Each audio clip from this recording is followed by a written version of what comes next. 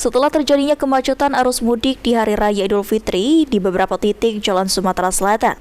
Salah satunya di kilometer 67 Simpang Palembang Petung Banyuasin. Ke depan PJ Gubernur Sumatera Selatan Agus Fatoni akan mengantisipasi.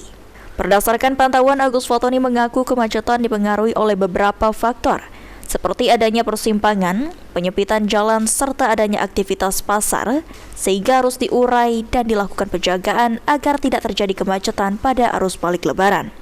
Kedepan, menurut Agus Fatoni, Pemprov Sumsel akan meminta untuk dilakukan perluasan jalan, terutama di kilometer 67 persimpangan Palembang Petung Banyuasin dengan pihak Balai Besar Jalan Nasional agar tidak terjadi kemacetan.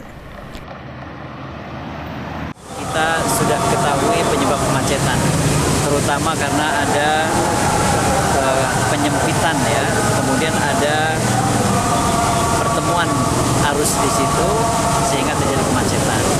Maka solusi panjang itu nanti kami akan minta untuk bisa diperlebar jalan di persimpangan itu, dan kemudian setiap tahun harus kita antisipasi.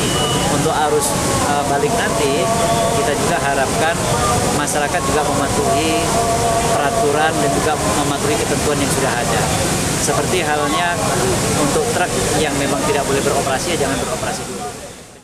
Pada arus balik kali ini, PJ Gubernur Sumatera Selatan meminta masyarakat untuk mematuhi peraturan dan ketentuan berlalu lintas dengan tidak melawan arus dan tidak berhenti di sembarang tempat agar tidak terjadi kemacetan.